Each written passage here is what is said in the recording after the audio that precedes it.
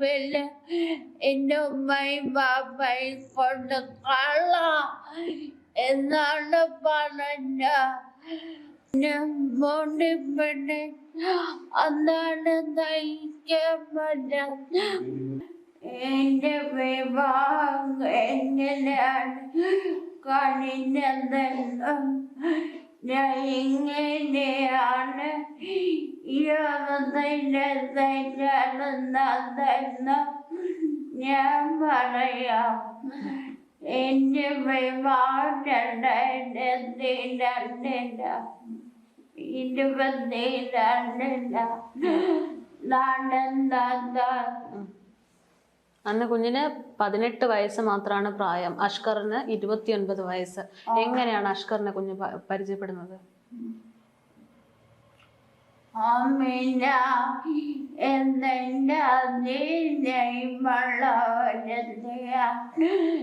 ഈ മണി എനിക്ക് പരിചയപ്പെടുന്നത്. അന്ന് ഞാൻ പറഞ്ഞു എന്റെ വീട്ടില് വന്ന് ചോദിക്കാം, എന്റെ വീട്ടില് സമ്മതിക്കണമെങ്കിൽ നമുക്ക് കല്യാണം കഴിക്കാമെന്ന് ഞാൻ അവളോട് പറഞ്ഞു. അങ്ങനെ നടക്കുന്ന സമയത്ത് അതായത് ആമിന പറയുന്നത്, ഈ പറയുന്നത് പോലെ ആമിന എന്ന് അതേ പേരുള്ള മറ്റൊരു പെൺകുട്ടി ഉണ്ടായിരുന്നു. ആ പെൺകുട്ടിയാണ് അഷ്കർ എന്ന് പറയുന്ന ഒരു യുവാവ് ഇത്തരത്തിൽ ആമിനയെ അന്വേഷിക്കുന്നുണ്ട് എന്നൊക്കെ പറഞ്ഞുകൊണ്ട് ബന്ധപ്പെടുത്തുന്നത്. അല്ലെങ്കിൽ ഫോൺ വഴിയാണ് ഒരു കണക്ഷൻ വരുന്നത്. അപ്പോൾ അങ്ങനെ വന്ന ഒരു ബന്ധം ഉണ്ടായ സമയത്ത് ആമിന പറഞ്ഞത് വീട്ടിൽ വന്ന് പെണ്ണ് ചോദിക്കുക എന്നുള്ളതാണ്. അങ്കിൾ, അങ്ങനെ ഈ ആമിന പറയുന്നത് പോലെ വീട്ടിൽ വന്ന് പെണ്ണ് ചോദിച്ച സമയത്ത് എന്താ സംഭവിച്ചത്? ചോദിച്ചപ്പോൾ ഞാൻ പറഞ്ഞ ആമിനക്കാരുടെ പ്രായമായില്ല, ആമിന പഠിച്ചുകൊണ്ട് നിൽക്കുകയാണ്. ആമിന പഠിച്ച് ജോലി കിട്ടിയതിന് ശേഷം നമുക്ക് ആലോചിക്കും ആമിനായി കെട്ടിച്ചു കൊടുക്കണോ വേണ്ടതെന്ന്. അത് നമ്മൾ ചെയ്തില്ലെങ്കിൽ നമ്മൾക്ക് അറിയാം, നമ്മൾ ചെയ്തോളാം എന്നൊക്കെ പറഞ്ഞു. ഞാൻ പറഞ്ഞു ശരി എന്നാ ആയിക്കോട്ടെ പോവാൻ പറഞ്ഞു. അങ്ങനെ അവർ ഇറങ്ങി പോയതാണ്. അങ്ങനെ ഉപ്പയും ഉമ്മയും സമ്മതിക്കാതിരുന്നിട്ട് കുഞ്ഞെന്താ ഇയാളോട് ഇറങ്ങി പോവാൻ കാരണം? ഉമ്മയും സമ്മതിക്കൂലെന്നെ പറഞ്ഞു. പിന്നെ എനിക്കെന്ന് വലിയ നടന്നുണ്ട്. എനിക്ക് ഇവനെ തന്നെ മതി എന്നായി. അവസാനം അവനെ വിളിച്ചിറക്കി കൊണ്ടുപോയി. അവനും അവന്റെ സമയം ഉണ്ടായിരുന്നു കൂടെ. ആദ്യം പോയത് ഇവന്റെ മൊത്തമായ അടുത്താണ്. ആമിന പറയുന്നത് പോലെ ഇപ്പോ ആമിനയുടെ അഷ്കറിന്റെ ഉമ്മയുണ്ടായിരുന്നു, സഹോദരി ഉണ്ടായിരുന്നു വിളിച്ചോണ്ട് പോകുന്ന സമയത്ത്. ചേട്ടാ, അങ്ങനെ പോയ ആമിനയെ പിന്നെ നിങ്ങൾ എപ്പോഴാണ് കാണുന്നത്? എങ്ങനെയാണ് കുഞ്ഞിനെ വീണ്ടും തിരിച്ച് വീട്ടിലേക്ക് കൊണ്ടുവരുന്നതെന്ന് പറഞ്ഞു കഴിഞ്ഞാൽ ഞങ്ങള് പിന്നെ ഈ 2004 ഒരു കൊച്ചി പെരുന്നാൾ തലയ്ക്കുന്ന ദിവസം മോളിവിടെ വന്നായിരുന്നു. വല്ലാത്തൊരു അവസ്ഥയിലാണ് വന്നത്. അപ്പൊ ഞാൻ ചോദിച്ചു മോളെ, 2024 ഞാൻ ചോദിച്ചു മോളെ, നീ എന്താണ് ഇങ്ങനെ നടക്കുമ്പോഴൊക്കെ കാലൊക്കെ ആടി ഇങ്ങനെ വല്ലാതെ ഒരു ഇതിൽ വരുന്നത്? ഒന്നുമില്ല വാപ്പച്ചി എന്ന് പറഞ്ഞ് വന്നു. ഞാൻ പറഞ്ഞ മോളൊരു കാര്യം ചെയ്യും, നാളെ മറ്റന്നാൾ പെരുന്നാളാണ്, അത് കഴിഞ്ഞ് ഞങ്ങൾക്ക് ഹോസ്പിറ്റലിൽ പോയിട്ട് മോളെ ഞാൻ അങ്ങോട്ടാക്കാം, നമുക്ക് പോകണമെങ്കിൽ എന്ന് പറഞ്ഞപ്പോൾ ശരി വാപ്പ എന്നും പറഞ്ഞ് ഇവിടെ ഇരുന്ന അവളെ ഇവൻ ഫോൺ ചെയ്ത് വിളിച്ച്, നീ ഇവിടെ വന്നില്ല ഞാൻ അങ്ങനെ ചെയ്യും ഇങ്ങനെ ചെയ്യും. അപ്പൊ അതിന് മുമ്പ് ഇവിടെ ഭീഷണിപ്പെടുത്തി വെച്ചിരിക്കുകയാണ്. ഞാൻ പിന്നെ ഇവിടെ ഞങ്ങളെ വീട്ടിൽ നടത്തുന്ന എന്തെങ്കിലും സംഭവം നീ നിന്റെ വീട്ടിൽ അറിയിക്കുകയോ വേറെ എവിടെയെങ്കിലും അറിയിക്കുകയോ എന്തെങ്കിലും ചെയ്താൽ നിന്റെ സഹോദരനെ ഞാൻ വണ്ടി കയറ്റി ഇറക്കിക്കൊണ്ടു, നിന്റെ ഉമ്മായെ ഞാൻ വണ്ടി കയറ്റി ഇറക്കിക്കൊണ്ടു, നിന്റെ വാപ്പായെ ഞാൻ വണ്ടി കയറ്റി ഇറക്കിക്കൊണ്ടു എന്ന് ഇവളെ പറഞ്ഞ് ഇവളെ മനസ്സിനെ ഭീതിപ്പെടുത്തി. അതുകൊണ്ട് അവിടെ നടക്കുന്ന ഒരു സംഭവങ്ങളും നമ്മളോട് പറയാറില്ല. ഇവളെ അടിക്കുന്നോ ഇവളെ അടിച്ചെന്നോ ഒന്നും ഇവള് പറയാറില്ല. പിന്നെ അതിനുശേഷം പെരുന്നാളിന് വന്നല്ലോ, ഞാൻ പറഞ്ഞു ശരി മോളെ നീ ഒരു കാര്യം ചെയ്യും ഇന്ന് കഴിഞ്ഞ് പോയാൽ മതി എന്ന് പറഞ്ഞപ്പോൾ ഇവൾ ഫോൺ ചെയ്ത് വിളിച്ച് ഇവൾ അങ്ങനെ ചെയ്ത് കളയും തട്ടിക്കളയും അത് ചെയ്യും ഇത് ചെയ്യാൻ എത്രയും പെട്ടെന്ന് ഇവിടെ വരണമെന്ന് പറഞ്ഞ് ഇവളെ വിളിച്ചു. അങ്ങനെ ഇവിടെ പറഞ്ഞു ഞാൻ വാടകയ്ക്കാണ് താമസിക്കുന്നപ്പോൾ. കാരണം ഇവർ സ്വയം വീട്ടിൽ ഇവർ താമസിക്കില്ല. എന്നിട്ട് പിന്നെ പറഞ്ഞു ശരി എന്ന് പറഞ്ഞ് അങ്ങനെ മോള് പോയിട്ട് പിറ്റേന്ന് വരാന്ന് പറഞ്ഞ മോളെ കാണുന്നില്ല, പെരുന്നാളിനും കാണുന്നില്ല. അതിന്റെ പിറ്റേന്ന് ഞാൻ ഇങ്ങനെ സുബൈ നമസ്കരിച്ച പള്ളിയിൽ പോയി സുബൈ നമസ്കരിച്ചിരുന്ന സമയത്ത് എനിക്കെന്തോ ഒരു ഇത് തോന്നി, എൻ്റെ മോളെ നീ കാണും. ഞാൻ പറഞ്ഞു ഞാൻ നേരെ നമസ്കാരം കഴിഞ്ഞ് നേരെ അവിടെ പോയി പനകൂടി. അവിടെയാണ് വാടകയ്ക്ക് എടുത്ത് ഇവർ സ്വന്തം വീട്ടിൽ അവർ താമസിക്കില്ല. ഇവർ 2 നില വീടൊക്കെ എടുത്തിട്ട് ആഡംബരമായിട്ട് ജനങ്ങളെ കാണിപ്പിക്കാനും ഈ പെൺകുട്ടികളെ വളയ്ക്കാനും ഉള്ള ഏർപ്പാടിലാണ് ഇവരിത് ചെയ്യുന്നത്. അങ്ങനെ അവിടെ ചെന്ന് ഞാൻ എൻ്റെ മോളെ വിളിച്ചപ്പം വല്ലാത്ത ഒരു സൗണ്ടിൽ ഒരു വിളി കേട്ടു. അങ്ങനെ പെട്ടെന്ന് കുറവുള്ള കഥ ഇങ്ങനെ അങ്ങനെ ഒരു 10 മിനിറ്റ് കഴിഞ്ഞപ്പോഴാണ് എന്ന് വെച്ചാൽ കട്ടിൽ നിന്ന് എണീക്കാൻ പറ്റാത്ത രീതിയിലാണ് വന്ന് കഥ തുറക്കുന്നത്. തുറന്നുള്ള തന്നെ ഞാൻ നോക്കിയപ്പോൾ ബ്ലഡൊക്കെ ഇങ്ങനെ മൂങ്ങിക്കൂടെ ഉരച്ച് ഇങ്ങനെ മോന്റെയൊക്കെ ഈ വർണ്ണത്തിൽ ഇങ്ങനെ ഇരിക്കുകയാണ്. ഞാൻ പറഞ്ഞു എന്ത് ചെയ്ത് മോളെന്ന് ചോദിച്ചു. അപ്പം പറഞ്ഞ് പാപ്പ എന്നെ ഇവരെ അടിച്ച് എന്നെ ഇന്നലെ അടി തുടങ്ങി എന്ന് പറഞ്ഞു. ഞാൻ പറഞ്ഞു അവൻ എന്തേന്ന് ചോദിച്ചാൽ പറഞ്ഞു അവർ രാവിലെ ഇറങ്ങിപ്പോയി എന്ന് പറഞ്ഞു. കഥ അടച്ച് എല്ലാം ചെയ്തിട്ട് അവർ രാവിലെ ഒക്കെ പറഞ്ഞു. എനിക്ക് ഇന്നലെ ആഹാരങ്ങളോ ഒന്നും തന്നില്ല, എന്നെ മർദ്ദിക്കുകയായിരുന്നു. ഞാൻ പറഞ്ഞു ഒരു കാര്യം ചെയ്യുമ്പോൾ വാങ്ങി പറഞ്ഞു. ഞാൻ നേരെ ഇവിടെ കൊണ്ടുവന്ന് പാലോട് ഹോസ്പിറ്റലിൽ കൊണ്ട് ചെന്ന് എക്സ്റേ എടുത്തപ്പോൾ മൂക്കിന് പൊട്ടൽ ഇവിടെയൊക്കെ പ്രശ്നങ്ങളുണ്ട്. അപ്പോൾ അവർ പറഞ്ഞ ഒരു കാര്യം നിങ്ങൾ എത്രയും പെട്ടെന്ന് മെഡിക്കലിൽ കൊണ്ടുപോകാൻ പറഞ്ഞു. അങ്ങനെ ഞങ്ങൾ മെഡിക്കലിൽ ചെന്നുടനെ തന്നെ അവർ സ്കാൻ ചെയ്യണമെന്ന് പറഞ്ഞ് സ്കാൻ ചെയ്തു. MRI എടുക്കാൻ പറഞ്ഞു. MRI എടുത്തപ്പോൾ പറഞ്ഞ് ഇതിങ്ങനെ ഇങ്ങനെ നമ്മുടെ ബാക്കിൽ പ്രശ്നമുണ്ട്, ബ്രെയിൻ ട്യൂമറിൻ്റെ ഒരു ആരംഭമുണ്ട്, അതാണ് പ്രശ്നമെന്ന് പറഞ്ഞു. അപ്പോൾ ഇതിന് ഓപ്പറേഷൻ ചെയ്യണമെന്ന് പറഞ്ഞു. അപ്പോഴും ഇവർ തള്ളയും മോനും കൂടി അവിടെ വന്ന് അവിടെ വലിയ പ്രശ്നം ഉണ്ടാക്കി. ഇവളെ ഞങ്ങൾ കൊണ്ടുപോകും. ഞങ്ങൾ എന്നെ തടയാണെങ്കിൽ പ്രാവി നീ അടുത്തേക്ക് മരത്തില്ല എന്ന് പറഞ്ഞ് പ്രാവി. എന്ത് പറഞ്ഞിട്ടാ കുഞ്ഞിനെ ഇങ്ങനെ ഉപദ്രവിച്ചിരുന്നത്?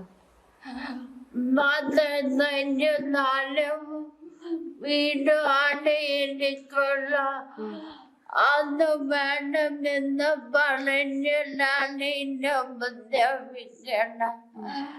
പിന്നെ ഒരു ഡ്രൈവറ് ഫ്രണ്ടിൽ കണ്ടിട്ടുണ്ട്. ആ ഡ്രൈവില് എൻ്റെ ഉമ്മയും ബാബയും കൊണ്ട് കളാം എന്നാണ് പറഞ്ഞ. കളഞ്ഞിട്ട് ഞാനും നീയും നിന്റെ ഉമ്മയും എന്താണ് ഞാനും നീയും ആണിയത്തെ ആശീർവായി 2 പിള്ളേരൊക്കെ പിന്നെ അമ്മയും കൂടെ അവള് താമസിക്കുന്ന പറഞ്ഞു. ഈ വീട്ടിലോ? പിന്നെ ഈ വീട്ടിൽ ഞങ്ങൾ ഇറങ്ങി കൊടുത്തിട്ട് ഇല്ല ചായപ്പിൽ പോയി കിടന്നുകൊള്ളണം. അവനും അവന്റെ ഉമ്മാക്കും അവന്റെ സഹോദരിക്കും അവന്റെ സഹോദരിന്റെ 2 മക്കൾക്കും ആമിനാക്കും കൂടെ ഇവിടെ താമസിക്കണമെന്ന് അവൻ പറഞ്ഞത്. അങ്ങനെ പറഞ്ഞാണ് അടി കൊടുക്കുന്നത്, തലയിൽ അടിക്കുന്നത്, വയറ്റിന് ചവിട്ടുന്നത്. എന്തോ ഒരു ദ്രോഹമായിരുന്നു ഈ മോള്, എന്തോ ഒരു ദ്രോഹമായിരുന്നു ഈ മോള്. ഓപ്പറേഷൻ ചെയ്യാൻ കൊണ്ട് പോയതിന്റെ തലയ്ക്കുന്ന ദിവസം മോള് നമ്മുടെ അടുത്ത് പറയുകയാണ്, പാപ്പ എന്റെ കാലിലടിച്ചിട്ട് കയറെടുക്കാൻ പറഞ്ഞു. എന്റെ കാലിൽ 2 അടിച്ച് ഇതാക്കിയിട്ട് എന്നോട് പറഞ്ഞു കയറെടുക്കാൻ പറഞ്ഞു. ഞാൻ എടുത്തിട്ട് പറഞ്ഞ് ഫാനിൽ കെട്ടാൻ പറഞ്ഞു. ഫാനിൽ കെട്ടാൻ പറഞ്ഞു. അപ്പൊ എനിക്ക് കയറാൻ പറ്റുന്നില്ല. കസേര അവർ എന്നെ എടുത്തിട്ട് കസേര മേലെ കയറിയിട്ട് നീ ഫാനിൽ കെട്ടാൻ പറഞ്ഞു. കെട്ടിയിട്ട് നീ തൂങ്ങണം, ഞങ്ങള് വീഡിയോ എടുത്തോളൂ, നീ സ്വന്തമായിട്ട് കയറി തൂങ്ങിയതാണെന്ന് ഞങ്ങൾ പലർക്കും വീഡിയോ ഇട്ട് കൊടുക്കും എന്ന് പറഞ്ഞു. അപ്പൊ അഷ്കർ പറഞ്ഞെന്ന് അവന്റെ കാലിലൊക്കെ അടി കിടക്കുകയാണ്. പോലീസ് ഡിപ്പാർട്ട്മെന്റ് ഇതെല്ലാം വന്നു കഴിഞ്ഞാൽ പിന്നെ കാലിലൊക്കെ മുറിവ് അങ്ങനെ സംഭവിച്ചെന്ന് തോന്നുന്നു. അതൊന്നും ഇപ്പോഴും വേണ്ട, പിന്നെ മതിയെന്ന്. ഇതൊക്കെ മോൾ അന്ന് വ്യക്തമായിട്ട് നമ്മളത് പറയുകയായിരുന്നു. അന്ന് സംസാരിക്കാൻ എല്ലാം വ്യക്തമായിട്ട് അറിയായിരുന്നു. ഇതെല്ലാം നമ്മൾ അന്നെന്നാണ് ഈ കാര്യങ്ങളെല്ലാം ഇവ അത്രയും ഉപദ്രവിച്ച കാര്യങ്ങളൊക്കെ പറയുന്നു. ഇതൊക്കെ പോലീസിനോട് പറഞ്ഞിട്ടും പോലീസ് കണ്ടില്ലെന്ന് നടിച്ചു എന്നുള്ളതാണ് ഏറ്റവും ദയനീയമായിട്ടുള്ള കാര്യം. മോളെ എങ്ങനെയാണ് അയാൾ ഉപദ്രവിച്ചിരുന്നത്? എന്റെ നാട് പല പ്രാവശ്യം പിടിച്ച് അടിക്കും, കയ്യും കാലുമൊക്കെ വയ്ക്കും. പിന്നെ മോണ്ടിപ്പെട്ട് അതാണ് തയ്ക്കാൻ പറ്റാത്ത മോണ്ടിപ്പെട്ടിച്ച് വലിച്ച് കൊണ്ടുറമ്പിലടയ്ക്കും. ഇങ്ങനെയൊക്കെ ഉപദ്രവിക്കുമ്പോ പേടിയായിരുന്നില്ല അയാളെ കൂടെ ജീവിക്കാൻ? അപ്പൊ എന്താ അമ്മയോടൊന്നും പറയാഞ്ഞത് ഇനി അങ്ങോട്ട് പോകുന്നില്ലെന്ന്? അമ്മയുടെ കാര്യം പറഞ്ഞ അവൻ തന്നെയാണ് പറഞ്ഞത് കൊണ്ടുവന്ന്. ആരോടെങ്കിലും പറഞ്ഞാ ഭീഷണിപ്പെടുത്തുമെന്ന് പറഞ്ഞിരുന്നല്ലേ? അപ്പം ആ പേടി കൊണ്ടാണോ കുഞ്ഞാരോടൊന്നും പറയാഞ്ഞത്? ആരോടെങ്കിലും പറഞ്ഞ കുന്നുകളയും വേണ്ടി ഞാൻ എന്താ നോക്കി ഒരു ഉളുപ്പില്ലാതെ പറഞ്ഞു. ഇയാളുടെ ഉമ്മയും സഹോദരി ഇതുപോലെ തന്നെയായിരുന്നോ കുഞ്ഞിനോട്? എന്റെ സർട്ടിഫിക്കറ്റില്ല, അനുമാനിക്കാതെ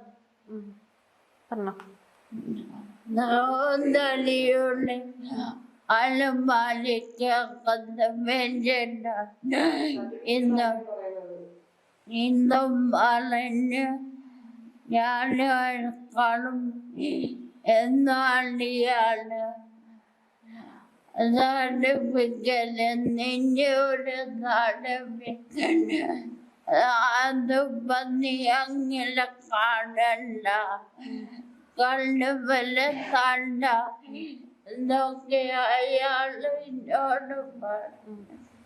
പേടി കൊണ്ടാണ് അപ്പൊ ആമിനെയൊന്നും പറയാതെ മനസ്സിലായ. പിന്നെ ഇവളെ നിരന്തരം ഉപദ്രവിച്ച് ഇവള് സർട്ടിഫിക്കറ്റ് ചോദിക്കും 10ാം ക്ലാസ്സിലെ.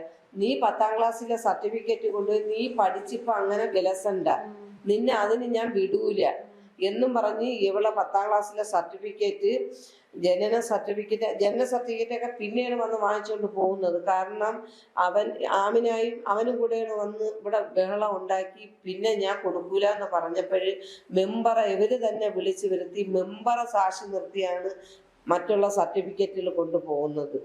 ജനന സർട്ടിഫിക്കറ്റ്, ആധാർ, പിന്നെ പാസ്ബുക്കൊക്കെ അവിടെ ചെന്ന് ഇവളെ കൊണ്ട് എടുപ്പിച്ചിട്ട് 3-4 ബാങ്കിൽ നിന്ന് ലോൺ എടുപ്പിച്ച്, പ്രൈവറ്റ് ബാങ്കിൽ നിന്ന്.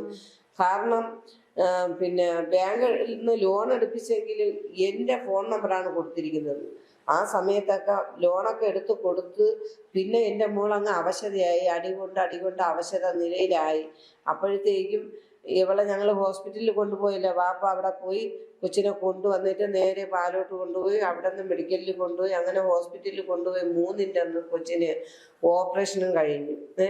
അപ്പോഴത്തേക്കും പിന്നും ഇവർ നിരന്തരം ഈ ബാങ്കിൽ നിന്ന് വിളിക്കുകയാണ്. മോളപ്പോഴും വെന്റിലേറ്ററിൽ കിടക്കുകയാണ്, ഓപ്പറേഷൻ കഴിഞ്ഞ് വെന്റിലേറ്ററിൽ കിടക്കുന്ന സമയത്ത് എൻ്റെ ഫോണിലാണ് വിളിക്കുന്നത്. നമ്മൾക്കപ്പോഴും എൻ്റെ മോനും മരിച്ച് മോളും ഈ അവസ്ഥയിൽ കിടക്കുകയാണ്. ആ സമയത്ത് പോലും ഞങ്ങളെ മാനസികമായിട്ടും പീഡിപ്പിച്ചുകൊണ്ടിരിക്കുകയായിരുന്നു. അതാണ് ഈ പറയുന്നത് പോലെ ഉമ്മ ഇന്നിപ്പോ മകന്റെ ആണ്ടാണ്, എന്റെ മോന്റെ അതായത് 2 വർഷം ഈ അഷ്കറിന്റെ ക്രൂരത കാരണം മകൾ ഇങ്ങനെ ഒരു അവസ്ഥയിൽ കിടക്കുമ്പോഴാണ്, ചികിത്സ തുടരുന്ന സമയത്താണ് മകൻ മരിക്കുന്നത്. അയാളുടെ ഒരൊറ്റ ആളുടെ പേര് കാരണം ഇപ്പൊ 3 ജീവനുകളാണ് ഇത്തരത്തിൽ ഒരാശങ്കയിലായിട്ട് നിൽക്കുന്നത്. 2 പേരും മരണപ്പെട്ടു. ആമിനെയാണെങ്കിൽ ഇത്തരത്തിൽ ചികിത്സയിൽ തുടർന്നുകൊണ്ടിരിക്കുകയാണ്. അപ്പോൾ ഇയാളുടെ ഈ ഒരു ക്രൂരത അമ്മ എപ്പോഴും ആദ്യം അറിയുന്നത്?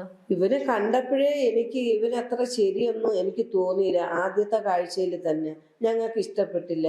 ഞാനിവിടെ വാപ്പാരോടെ പറഞ്ഞ് ആമിനാരോടെ പറഞ്ഞ്, അപ്പൊ ഇവിടെ 3-4 പേര് വരികയാണ് പെണ്ണ് കാണാനായിട്ട്. അപ്പൊ ഞാൻ ചോദിച്ച്, എല്ലാരും ഒരേ പ്രായക്കാരെ പോലെ ഇരിക്കുന്നു, ഇതിലാരാണ് ചെറുക്കനെന്ന് ചോദിച്ചപ്പോ അവൻ അതുപോലെ അവിടെ ഇരിക്കുകയാണ്, ഞാനാണെന്ന് പറഞ്ഞു. അപ്പോഴത്തേക്കും എനിക്ക് ഒറ്റ നോട്ടത്തിൽ തന്നെ സത്യമാണ് ഞാൻ പറയുന്നത്. ഞാനൊരു കളവ് പറയേ ഒരു ഗണിച്ചെടുക്കുകയോ ഒന്നും ചെയ്യുന്നതല്ല. എൻ്റെ മനസ്സിൽ തോന്നിയത് ഇവനാളത്ര ശരിയല്ല, എന്നെൻ്റെ മനസ്സിൽ അപ്പോഴേ തോന്നി. ഞാൻ വാപ്പാരെ കൂടെയും പറഞ്ഞു, നമുക്ക് ഈ ബന്ധം പറ്റിയതല്ല, അവൾക്ക് പ്രായപൂർത്തിയായിട്ടില്ല, 22 വയസ്സാവട്ടെ, അന്നേരം നമുക്ക് നോക്കാം. ബുദ്ധിയുള്ള വ്യക്തികളാണെങ്കിൽ പിന്നെ ഇവർ വരുമോ കല്യാണം ആലോചിച്ച്. അപ്പൊ അവരുടെ ലക്ഷ്യം എന്ന് പറയുന്നത്, നമ്മൾ ഈ കല്യാണം വേണ്ടാന്ന് വെച്ചപ്പോൾ വീണ്ടും ഈ കുട്ടിയെ അതിക്രമത്തിനായിട്ട് സ്കൂളിൽ പോയി തുടങ്ങി. കാരണം അവനൊരു വാശിയാണ്. ഇങ്ങനെയുള്ള വാശിയുള്ള ഈ ക്രൂര മനസ്സുള്ളവരെ കൂടെ ആരെങ്കിലും ജീവിക്കാൻ പറ്റുമോ? ഇങ്ങനെയുള്ള പിള്ളേരെ വളച്ചെടുക്കുകയല്ലേ ചെയ്യുന്നത്. ഇവരെ പ്രായത്തിന്റെ ഇതുകൊണ്ട് ആ സമയത്ത് അവരൊന്നും ചിന്തിക്കൂല. ഉമ്മായും ബാപ്പായും 18 വയസ്സ് വരെ അവർ വളർത്തിയതാണ്, നമ്മളെ നല്ല നിലയ്ക്ക് വളർത്തിയതാണ് എന്നൊന്നും ചിന്തിക്കാതെ ഇന്നലെ കണ്ടാൽ ഒരുത്തനാണ് ഏറ്റവും വലുതെന്ന് പറഞ്ഞ് പോകുന്ന കുട്ടികൾക്ക് പറ്റുന്നതെല്ലാം ഇതേ അവസ്ഥയാണ്. മാതാപിതാക്കളെ പറയുന്ന വാക്ക് കേൾക്കാതെ പോകുന്ന കുട്ടികൾക്ക്. ഇത് ഈ കാണുന്ന ഫോട്ടോ ആണോ ഉമ്മ രണ്ടുപേരും? എൻ്റെ മോനും മോളുമാണ്. എൻ്റെ മോന് ഇന്ന് 2 വർഷം തികയാണ്. ഞങ്ങളെ ഉള്ളിൽ പിടച്ചുകൊണ്ടിരിക്കുകയാണ്. അറിയാമോ, ഒരു ദിവസം പോലും ഈ 2 മക്കളെ ഓർത്ത് കണ്ണുനീര് വീഴാത്ത ദിവസമില്ല. നമ്മൾ അറിയാതെ എത്ര കരയണ്ടെന്ന് വെച്ചാൽ നമ്മൾ അറിയാതെ നമ്മളെ കണ്ണീന്ന് കണ്ണുനീര് വന്നു പോവുകയാണ്. അതാണ് ഇന്ന് നമ്മളെ ഒരു അവസ്ഥയെന്ന് പറയുന്നത്. ഇങ്ങനെ ഉണ്ടായിരുന്ന ആമിനെയാണ് ഇപ്പൊ ഇത്രയും പൂർണ്ണ ആരോഗ്യവതിയായിട്ടിരുന്ന ഒരു മോളാണ് ഇന്ന് ഈ അവസ്ഥയിൽ എത്തുന്നത്. അപ്പൊ നിങ്ങൾക്ക് എന്താണ് ഇതിൽ നിന്ന് മനസ്സിലാകുന്നത് ഈ കുട്ടിയെ കണ്ടിട്ട്? അപ്പൊ ഉമ്മ എപ്പോഴാ ഇങ്ങനെ ഇയാളൊരു കുഞ്ഞിനെ ഉപദ്രവിക്കുന്നുണ്ട് എന്ന് ഉപദ്രവിക്കുന്നുണ്ടെന്ന് പറഞ്ഞ് ഇവള് ഞങ്ങളോട് പറയുന്നില്ലല്ലോ. അയൽവക്കക്കാർ വിളി കേൾക്കുമ്പോഴാണ് അവര് പറയുന്നത് അവിടെ ഭയങ്കര ദേഹോപദ്രവം നടക്കിയത് ഈ കുട്ടിക്ക്. വാതിലുകളും ജനലുകളും ഒക്കെ അടച്ചിട്ടാണ് അവിടെ. അയൽവക്കക്കാരുമായിട്ട് സഹകരിക്കാൻ സമ്മതിക്കൂല, ആരോടും മിണ്ടാൻ സമ്മതിക്കൂല. അതുകൊണ്ട് അയൽവക്കക്കാർ അവനെ പേടിച്ച് അവൻ ചീത്ത വിളിക്കും. ഇവര് ഈ 3 പേര് ഇതാണ് ലക്ഷ്യം. കാരണം ആരെങ്കിലും എന്തെങ്കിലും നല്ല കാര്യം പറഞ്ഞു കഴിഞ്ഞാൽ അവരെ ചീത്ത പറഞ്ഞാണ് അവരെ തളർത്തി കളയുന്നത്. അവരെ ചീത്തയിൽ പിന്നെ ആർക്കും നല്ലവരായ ഒരു മനുഷ്യനും പിന്നെ അങ്ങോട്ട് അടുക്കാൻ പറ്റൂല. അതാണ് ഇവരെ ഒരു ഹോബി എന്ന് പറയുന്നത്. പിന്നെ ഞാൻ ഹോസ്പിറ്റലിൽ ഞാൻ കിടക്കുകയാണ്. എൻ്റെ ഈ മോള് വെന്റിലേറ്ററിൽ, എൻ്റെ മോൻ മരിച്ച് ആ സമയത്ത് ഇവന് അതിന് മുമ്പ് ഇവർക്ക് 50,000 രൂപയും ഞാൻ 5 പവന്റെ ഉരുപ്പടിയും വാങ്ങിച്ചു വെച്ചിരുന്നു.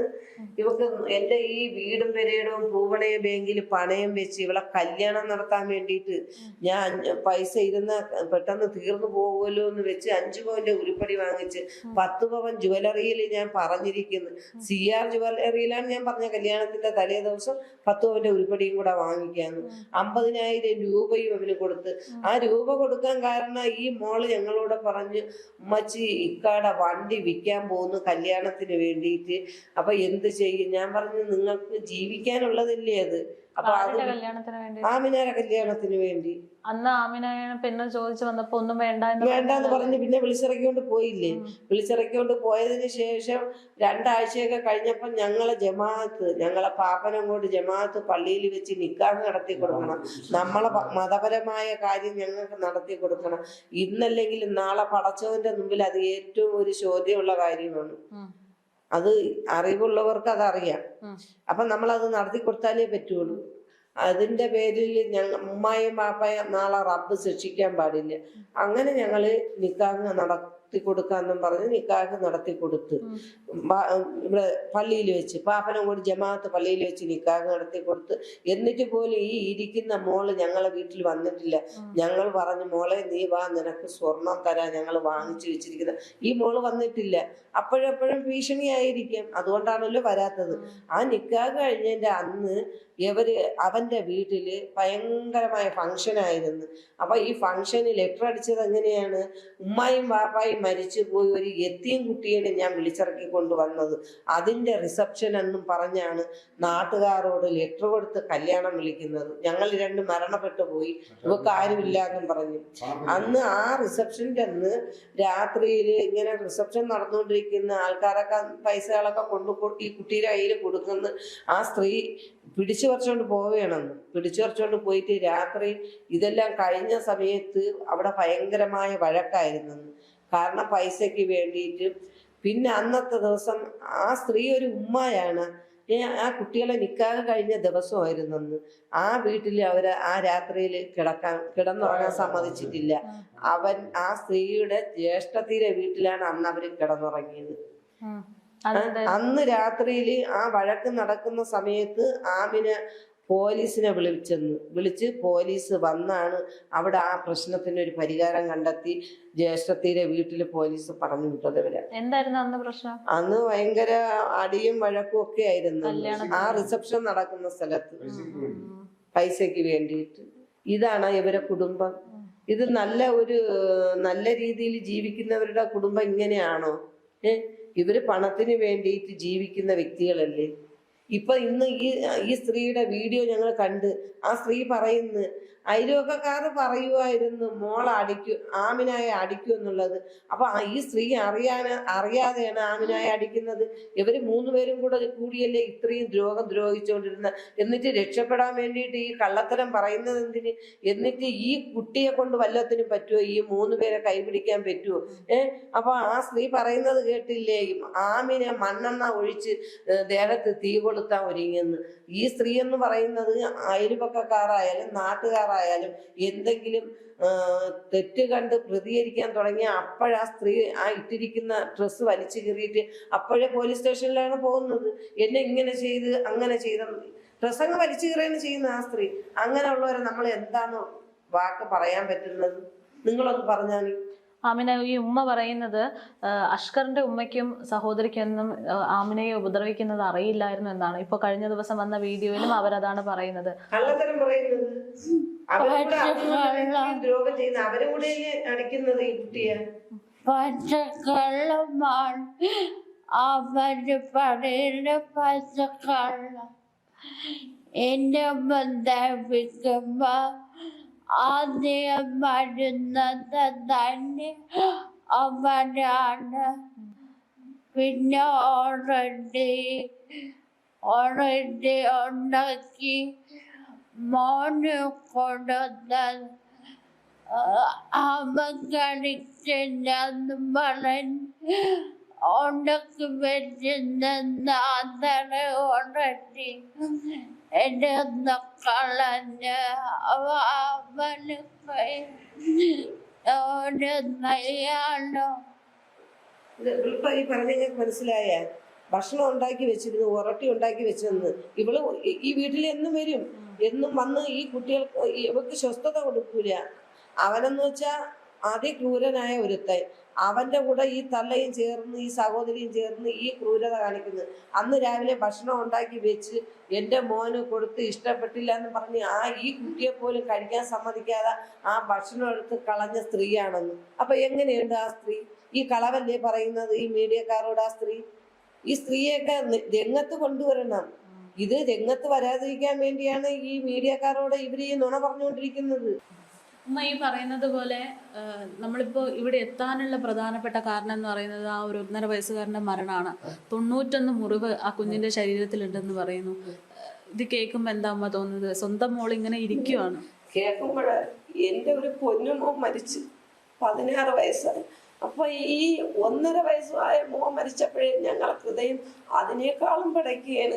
അവനെ ഒന്ന് സംസാരിക്കാനോ അവനെ ഉപദ്രവിക്കുന്ന കാര്യങ്ങളൊന്ന് ആക്ഷനായിട്ട് കാണിക്കാനോ പോലും അറിഞ്ഞൂടാത്ത ഒരു പൊടി പാലവനെ ആ സ്ത്രീ തന്നെ പറയുന്നില്ലേ, മോൻ കമ്പെടുത്തടിക്കും, കമ്പെടുത്തടിക്കുമായിരുന്നു, കൈകൊണ്ടടിക്കുമായിരുന്നു. ഈ സ്ത്രീക്ക് ലജ്ജയില്ലേ ഈ മോനെ കുറിച്ച് ഇങ്ങനെ പറയാനായിട്ട്? ഏതെങ്കിലും ഒരു സ്ത്രീ, ഒരു സ്വന്തം അമ്മ മോനെ ന്യായീകരിക്കുകയാണ് ചെയ്യാനുള്ളത്? എന്തുമാത്രം ദുഷ്ടരായതുകൊണ്ടാണ് ഈ തള്ളയും ഈ സഹോദരിയും ഈ മോനും ഇതൊക്കെ ചെയ്തു കൂട്ടിയത്.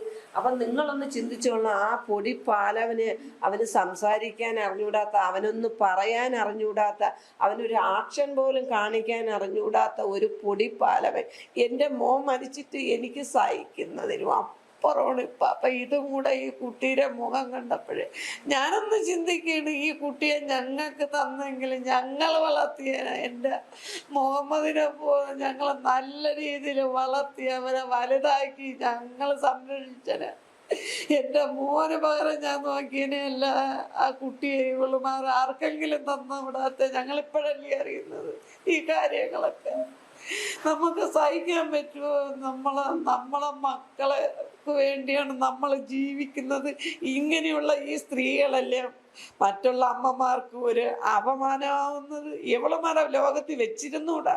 കാരണം എത്രയോ കുട്ടികൾക്ക് വേണ്ടി അമ്മമാര് കണ്ണുനീരൊഴുക്കുന്നു, എത്രയോ കാലങ്ങളോട് പ്രാർത്ഥിക്കുന്നു ഒരു കുഞ്ഞുമുഖം കാണാനായിട്ട്. അങ്ങനെയുള്ളവർക്കെങ്കിലും കൊടുക്കാത്ത എന്ത് ഈ ദ്രോഹം കാണിക്കാതെ? അപ്പൊ ഇവള് പോയിട്ടുള്ളത് ഇവനെ കൊണ്ട് ഈ കുട്ടിയെ കൊല്ലാകൊല ചെയ്ത് കൊല്ലാൻ വേണ്ടിയിട്ടാണ്. അപ്പൊ അവക്ക് ഇതിലൊരു പങ്കില്ല എന്ന് വരുത്തി തീർക്കാനായിരിക്കാം ഇവള് ഈ ഡാൻസിനെന്നും പറഞ്ഞ് കള്ളം പറഞ്ഞു പോയിട്ടുള്ളത്. നമുക്ക് മനസ്സിലാവുന്നത് അതങ്ങനെയാണ്. ഇതൊക്കെ അറിയുന്നത് ഞങ്ങൾ ഹോസ്പിറ്റലിൽ വെച്ചാണ് അറിയുന്നത്. ഹോസ്പിറ്റലിൽ വെച്ചാണ് രാത്രി 12-1 മണിയായപ്പോൾ ഞങ്ങൾക്ക് ഉറക്കമില്ല, ഈ മോളും ഉറങ്ങൂല, ഞാനും ഉറങ്ങൂല. അങ്ങനെ കണ്ണിലൊന്നും ഉറങ്ങാനുള്ളൊരു കണ്ണിലൊരു മയക്കം പിടിച്ചപ്പോഴാണ് എനിക്കൊരു ഫോൺ കോൾ വരുന്നത്. എൻ്റെ താത്താടെ മോള് വിളിച്ച് പറയുന്നു, കുഞ്ഞുമ്മ ഇങ്ങനെ നമ്മൾ ടി വിയിലൊരു ന്യൂസ് കണ്ട് അവൻ തന്നെയാണെന്നൊരു വ്യക്തത ഇല്ലെന്ന് പറഞ്ഞ്. എന്നിട്ട് എന്നോട് പറഞ്ഞ് വ്യക്തമായിട്ട് ഞാനത് കണ്ടിട്ട് എനിക്ക് ഇങ്ങോട്ട് സെൻഡ് ചെയ്ത് തരാമെന്ന് പറഞ്ഞ്. ഞാൻ ഇവൻ്റെ ഫോട്ടോ കണ്ടിട്ട് ഞാൻ പറഞ്ഞു അവൻ ആ ദുഷ്ടനാണ് ആ നിൽക്കുന്നതെന്ന് പറഞ്ഞ്. ഇവനെ എന്തിനാണ് ആൾക്കാർ ന്യായീകരിക്കുന്നത്? ഈ ലോകത്ത് കിട്ടാനുള്ള ശിക്ഷ ഈ ലോകത്ത് കൊടുക്കണം, പരലോകത്ത് കിട്ടാനുള്ളത് പടച്ച തമ്പുരാൻ കൊടുത്തോളും. അതാണ് നമ്മൾ ചിന്തിക്കാനുള്ളത്. ഈ ലോകത്തുള്ള മനുഷ്യരെ അറിയണം ഈ ദുഷ്ടൻ എന്തായിരുന്നെന്ന്. ഈ ദുഷ്ടനെയും ഈ ഗൾഫിൽ ഒരു നസീർ എന്ന് പറയുന്നത് ഒരു വ്യക്തിയാ 20 വർഷം കിടന്നത്. ആ വ്യക്തിയെ സാമ്യപ്പെടുത്തേണ്ട കാര്യമില്ല. അതെന്ന് വെച്ചാൽ നിരപരാധിയാണ്. നമ്മൾ മീഡിയയിലൊന്ന് കണ്ടതാണ്, ഒരു വ്യക്തി ഇവന് വേണ്ടിയിട്ട് സൈഡ് പറയുന്നു. ഒരിക്കലത്തേക്ക് മാപ്പ് കൊടുക്കണം. എന്തിനു മാപ്പ് കൊടുക്കണം ഈ ദുഷ്ടത്തരം കാണിച്ചവന്? അതായത് ഈ റഹീമിന്റെ ഇതാണ് പറഞ്ഞത്. റഹീം എന്ന് പറയുന്ന വ്യക്തി മനഃപൂർവ്വം കൊന്നതല്ല, അറിയാതെ പറ്റിപ്പോയതാണ്. നിരപരാധിയാണ് ആ വ്യക്തി. ആ വ്യക്തിയെയും ഈ അഷ്കർ എന്ന കൊലയാളികളെ സാമ്യപ്പെടുത്തേണ്ട ഒരു കാര്യമില്ല. അത് പടച്ചവന്റെ അർശിലുള്ളതാണ്. ആ വ്യക്തി കൊല ചെയ്യാത്തത് കൊണ്ടാണ് ഇന്ന് റബ്ബ് ആ റഹീം എന്ന് പറയുന്ന ആ മനുഷ്യന് അള്ളാഹു മോചന ഈ ദുനിയാവിൽ തന്നെ കൊടുത്തത്. ആ വ്യക്തി ഒരു ക്രൂരനാണെങ്കിൽ ഒരിക്കലും ശിക്ഷ കിട്ടാതിരിക്കൂലായിരുന്നു. നമ്മൾ അതല്ലേ മനസ്സിലാക്കാനുള്ളത്? നമ്മൾ ഇതിൽ നിന്ന് അതല്ലേ മനസ്സിലാക്കാനോ? ആ റഹീം എന്ന വ്യക്തിയെയും ഈ അഷ്കർ എന്ന വ്യക്തിയെയും സാമ്യപ്പെടുത്തേണ്ട കാര്യമില്ല. ഇവൻ കൊടും ദുഷ്ടനാണ്. എൻ്റെ ഈ മോളെ ആ 1.5 വയസ്സായ മോനെ എങ്ങനെയൊക്കെയാണോ ആക്രമിച്ചിട്ടുള്ളത് അതുപോലെയാണ് ഈ 18 വയസ്സായ മോളെ ആക്രമിച്ചത്. ആ പൊന്നുമോന് 1.5 വയസ്സ് അവന് പറയാൻ അറിഞ്ഞൂടാ. ഈ മോക്ക് 18 വയസ്സ്. ഇതിന് എല്ലാം പറയാൻ പറ്റും. ഇത്രയേ ഉള്ളൂ വ്യത്യാസം. അഷ്കർ ഇങ്ങനെയൊക്കെ ചെയ്തത്, അല്ലെങ്കിൽ ആ കുഞ്ഞിനോട് ഇത്രയും ക്രൂരത ചെയ്തത് സ്വത്തിന് വേണ്ടിയിട്ടാണെന്ന് പറഞ്ഞു കേൾക്കുന്നുണ്ട്. അതായത് ഈ റീനയുടെ സ്വത്ത് അല്ലെങ്കിൽ അഖിലേക്ക് കൊടുക്കണം, അതിന്റെ പേരിലാണ് ഈ പ്രശ്നങ്ങളൊക്കെ ഉണ്ടായതെന്ന് പറഞ്ഞു കേൾക്കുന്നു. അപ്പോ ആമിനയെ കല്യാണം കഴിച്ച സമയത്ത് അങ്ങനെ എന്തെങ്കിലും സ്വത്തിനുള്ള ആവശ്യം? അത് തന്നെ തുടക്കത്തിലേ ഇതായിരുന്നു. സ്വർണവും പണവും ഈ വീടും പെരയിടവും ഇതായിരുന്നു അവരുടെ ടാർഗറ്റ്. അപ്പൊ അത് കിട്ടൂല എന്ന് കണ്ടപ്പോഴാണ് പിന്നെ ഇത്രമാത്രം ക്രൂരത അങ്ങ് തുടങ്ങിയത്. ഇവർ 3 പേരും കൂടെ.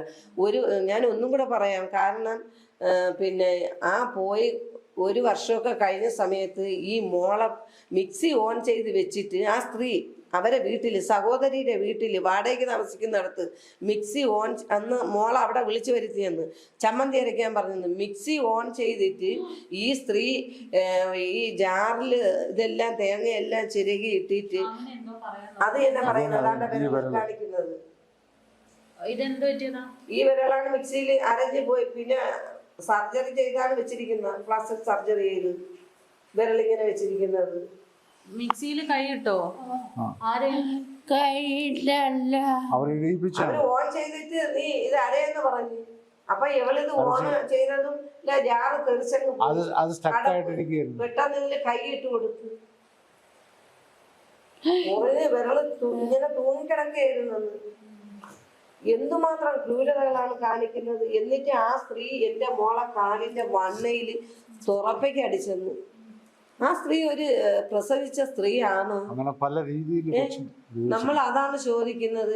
ഈ സമൂഹത്തിന്റെ മുമ്പിൽ ഒരു ഉളുപ്പുമില്ലാതെ ആ തള്ളയും ആ മോളും ഇങ്ങനെയൊക്കെ പറയുന്നല്ലോ, രക്ഷപ്പെടാൻ വേണ്ടിയിട്ടാണ്.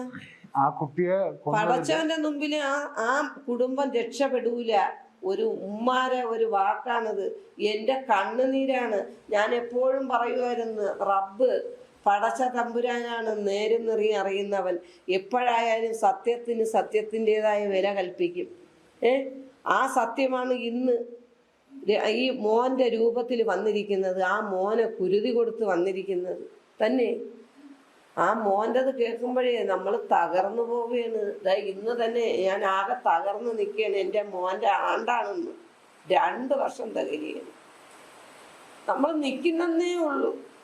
ഈ വേദന നിങ്ങൾ പറഞ്ഞാൽ മനസ്സിലാവില്ല, അത് അനുഭവിക്കുമ്പോൾ മാത്രമേ മനസ്സിലാവൂ. ഒരു തള്ളയുടെ ഒരു തന്തയുടെ വേദന എന്താണെന്നുള്ളത്. അതിൻ്റെ കൂടെയാണ് ഈ മോളും ഇന്ന് ഇങ്ങനെ ഇരിക്കുന്നത്. ഈ മോളും ഇന്ന് ഇല്ലാതെ വന്നാൽ ഞങ്ങൾ എങ്ങനെ ജീവിക്കും? ഞങ്ങൾക്ക് എന്താണ് ജീവിതം?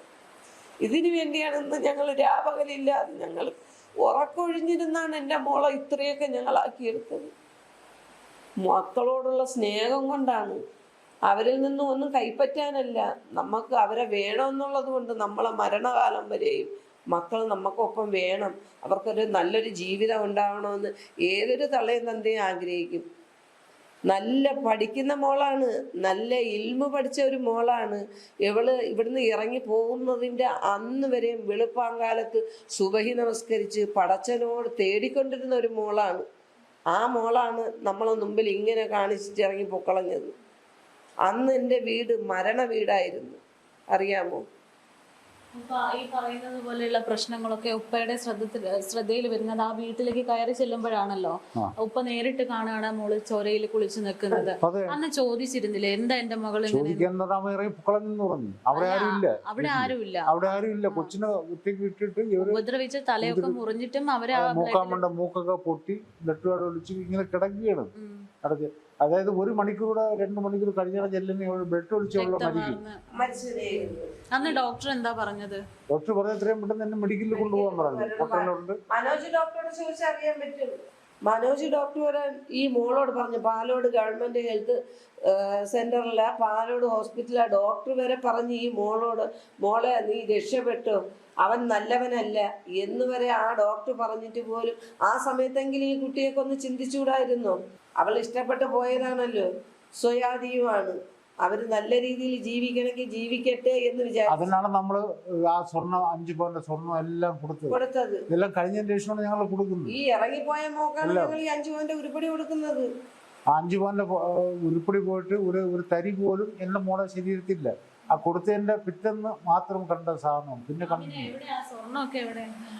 അതെല്ലാം വെച്ചു എന്നിട്ട് അവന്റെ കടങ്ങളൊക്കെ തീർന്നു. എങ്ങനെയാ അവന് കടം വന്നെന്ന് എന്തേ അറിയാമോ? ഭ്രാന്തല്ലാണ്ട് മിക്കും അങ്ങനെയാണ് കടം കയറി.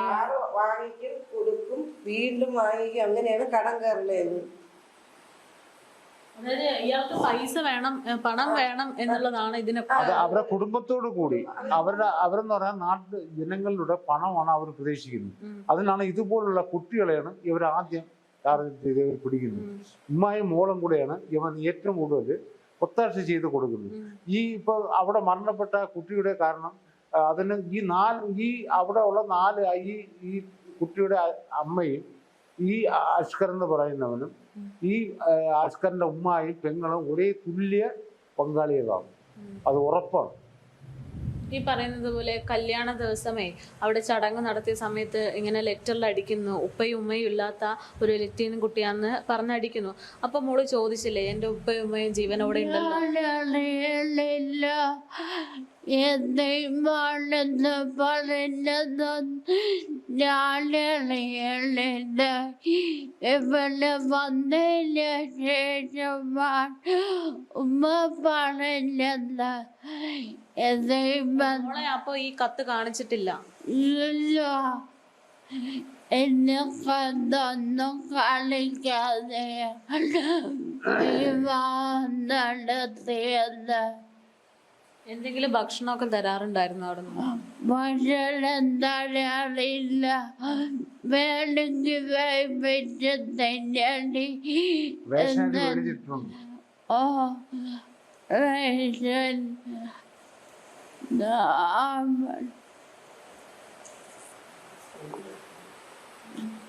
വേണമെങ്കിൽ വേവിച്ച് തന്നെയാണ് എന്ന് തന്നെ ഒന്നുമില്ലായിരുന്നു. അവിടുത്തെ ജോലികളൊക്കെ എടുപ്പിക്കായിരുന്നു. ഇവര് അസുഖം കൊച്ചു വയ്യാതെ ഈ അടി കൊണ്ട് തളർന്ന് കിടക്കുമ്പോഴും ഇവന്റെ ജീൻസിന്റെ ഒരു 5-6 പാൻറ്റും 5-6 ഷർട്ടും ഒക്കെ പിറക്കാൻ ഇട്ട് കൊടുത്തിട്ട് പോവുകയാണ്. അത് കഴുകി അവൻ രാവിലെ വണ്ടി ഓട്ടത്തിനൊന്നും പറഞ്ഞു പോവും. വരുന്നത് എപ്പോഴാണ്? പിറ്റേന്ന് 4 മണി 5 മണിക്ക്. ഇവൻ പോകുന്ന ആരോടെയാണ്? ഈ ഡാൻസുകാരി അനുവിൻ്റെ ഒക്കെ കൂടെയാണ് പോകുന്നത്. ഈ അനു എന്ന് പറയുന്ന അവളെ ഉണ്ടല്ലോ രംഗത്ത് കൊണ്ടുവരണം. അവളും എൻ്റെ ഈ വീട്ടിൽ വന്നിട്ടുണ്ട്. അനു എന്ന് പറയുന്ന ഡാൻസുകാരി, ഒരു ഡാൻസുകാരി ഒരുത്തിയുണ്ട്. അവളാണ് ഈ പെൺപിള്ളേരെല്ലാം അവളാണ് ഈ പെൺപിള്ളേരെ കൂട്ടി കൊടുക്കുന്നത്. ഈ ഇവരെ കൂടെ ഉള്ളത് തന്നെയാണ് അവര്. ഈ അസ്കർ എന്ന് പറയുന്ന അവന്റെ ഉമ്മാരെ അവന്റെ സഹോദരന്റെ ഏറ്റവും വലിയ ആളാണ്. ഇവളാണ് എല്ലായിടത്തും ഇവന്റെ കാര്യത്തിന് വേണ്ടി പെണ്ണുങ്ങളെ കൂട്ടിക്കൊടുക്കുക. ഇവളാണ് മുന്നിൽ നിൽക്കുന്നത്. അവളെ രംഗത്ത് കൊണ്ടുവരണം, അവളെയും കൊണ്ടുവരണം.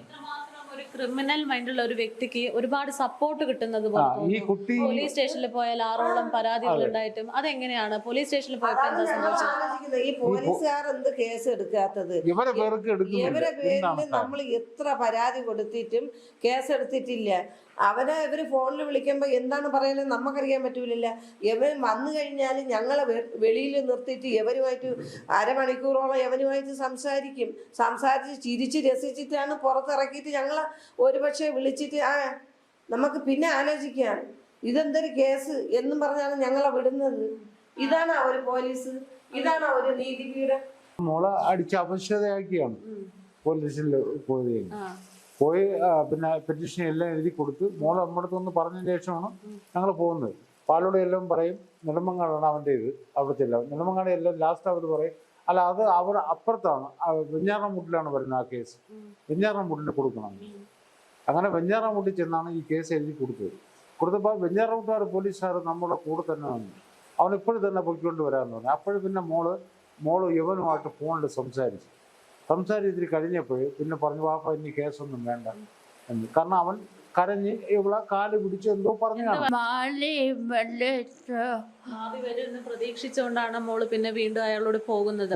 എന്നിട്ട് ഇയാൾക്ക് ഒരു മാറ്റം ഉണ്ടായിരുന്നില്ല. അത് ചെന്ന് അന്ന് തന്നെ രാത്രി തന്നെ ഇയാളെ പിന്നും അടിക്കുകയാണ് ചെയ്യുന്നത്. ഇവന്റെ ഉമ്മായി നീ അവിടെ ചെന്ന് പോലീസ് സ്റ്റേഷനിൽ വിളിച്ചോണ്ട് പോയി അവരെയും വിളിച്ചോണ്ട് നീ പോലീസിൽ നീ കേസ് കൊടുക്കാൻ പോയെന്ന് പറഞ്ഞ് അന്ന് ഈ തള്ളയും മോളും അസ്കറും കൂടി കുട്ടിയെ അടിച്ചു. ഇവിടെ കൊണ്ടുപോയ നേരം തൊട്ട് കൊച്ചിനെ നേരം അന്ന് കൊച്ചിനെ ഉപദ്രവമായിരുന്നു. അപ്പം ഞാൻ വെപ്രാളപ്പെട്ട് രാത്രി 1 മണിക്ക് 2 മണിക്ക് ഈ തള്ളയെ വിളിക്കുകയാണ്. അപ്പോഴാണ് തള്ള പറയുന്നത് അയ്യോ അവ അടിക്കുന്നില്ല, ഒരു കുഴപ്പവും ഇല്ല, നിങ്ങൾ സന്തോഷം എന്നാണ് പറയുന്നത്. ഇതാണ് ആ ഒരു സ്ത്രീ തന്നെ.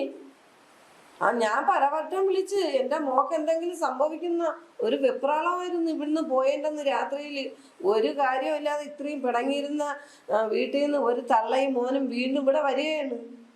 അപ്പം നമ്മൾ ചോദിച്ചു എന്തിന് വന്നതെന്ന് വാപ്പ ചോദിച്ച്. എന്നിട്ട് മോളെ വീണ്ടും കൊണ്ടുപോയ ആ രാത്രി തൊട്ട് വീണ്ടും ഉപദ്രവമാണ്. നേരം വെളുക്കുന്നത് വരെ ഈ കുട്ടിയെ ഉപദ്രവമായിരുന്നു.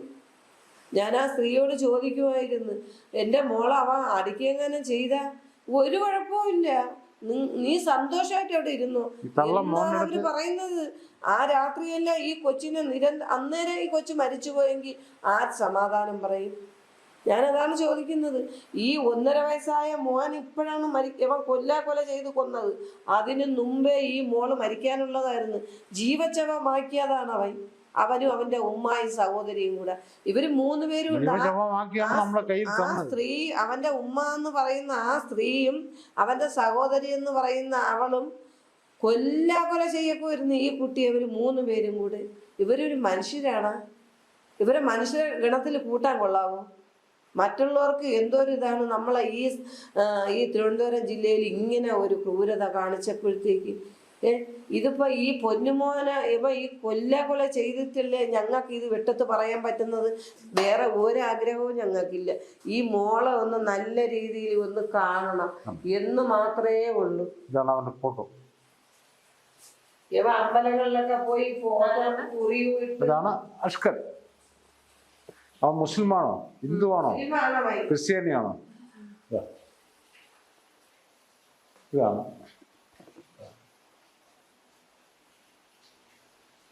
ശരിക്കും പറഞ്ഞാൽ മനുഷ്യനെ അല്ല. ഇതെപ്പോ തന്ന ഫോട്ടോയാ? ഇത് ഞങ്ങളതിൽ ഫോട്ടോ ഇല്ലായിരുന്നു. ഞങ്ങള് വേറെ ആളെ കൊടുക്കാൻ വേണ്ടി തയ്യാറാക്കിയ ഫോട്ടോ ആയിരുന്നു. അല്ല, അടുത്തുള്ള ഒരാളെ കൊണ്ട് ഒരു ഫോട്ടോ എടുത്ത് തന്നതാണ്. ഇത് പിന്നെ ഈ വണ്ടി ഓടുന്ന ടൂറിസ്റ്റ് കൊണ്ടുപോകുന്ന ഒരു പാർട്ടി ഈ വണ്ടിയിൽ പോയപ്പോൾ പറഞ്ഞ് മോളെ കൂടെ ആ വണ്ടിയിൽ കയറ്റാൻ പറഞ്ഞു, എന്റെ മകളെ കൂടെ. അപ്പൊ അവര് വിചാരിച്ചെന്ന് പറഞ്ഞാല് ഈ ഇങ്ങനെ ഒരു കുട്ടിയാണെന്ന് അവർ വിചാരിച്ചില്ല. 10-22 വയസ്സൊക്കെ ഉള്ള ഒരു കുട്ടിയായിരിക്കും എന്നാണ് ഇവർ വിചാരിച്ചത്. പക്ഷെ ഈ കുട്ടിയെ കണ്ടപ്പോഴാണ് അവർ അന്തം വിട്ടുപോയത്.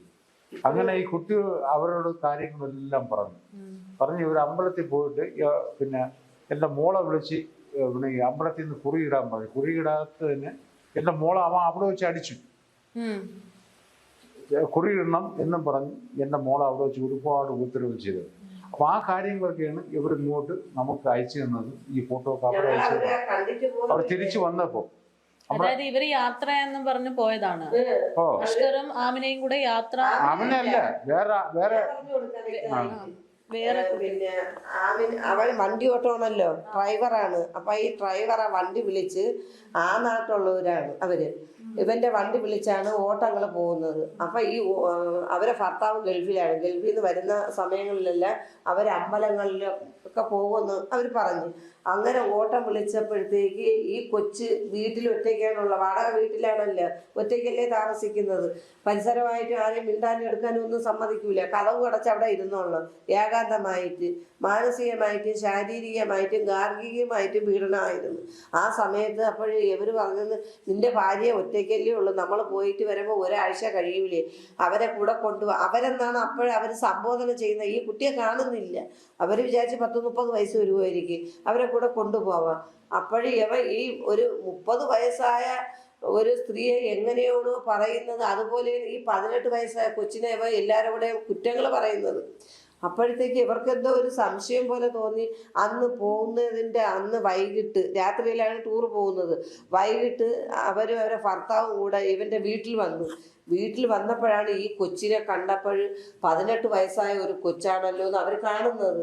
അപ്പോഴാണ് അവർ പറഞ്ഞത്, ഇതിനെയാണ് നീ ഒറ്റയ്ക്ക് ഇവിടെ ഇട്ടിട്ട് ടൂറിന് നീ വരാൻ ഒരുങ്ങിയതെന്ന് ചോദിച്ചു. അവളെ കൂടെ നമുക്ക് കൊണ്ടുപോകാം. അവൻ മനസ്സോടെയാണ് പിന്നെ ഈ കുട്ടിയെ കൂടെ കൊണ്ടുപോയത്. ഇവനെ ഇവിടെ ഈ കൊച്ചിനെ ഒറ്റയ്ക്ക് ഇട്ടിട്ട് അങ്ങ് പോകണം. ഇവളിവിടെ തിന്നാലും കുടിച്ചാലും ഒന്നുമില്ല അവന്. ഇവൻ വാതിലും ആ സമയത്ത് വാതിലൊക്കെ പൂട്ടിക്കൊണ്ടാണ് പോകുന്നത്. അവര് അയച്ചു തന്ന ഫോട്ടോകളാണ് ഇത്. അവരെ പോയ സമയത്ത് ആമിനെ കൊണ്ടുപോയിരുന്നു. ആമിനെ കൊണ്ടുപോയ സമയത്തുള്ള ഫോട്ടോയാണ് അത്. ഈ അഷ്കർ കുറിയിട്ടിരിക്കുന്ന ആമിനയെ കുറിയിടിച്ചിട്ടുണ്ട്. അവളെന്ന് വെച്ചാൽ നമസ്കാരവും കാര്യം നമ്മളെ ദീനിൻ്റെതിൽ നമുക്ക് ഏറ്റവും വിലപ്പെട്ടത് അതാണ് നമസ്കാരം.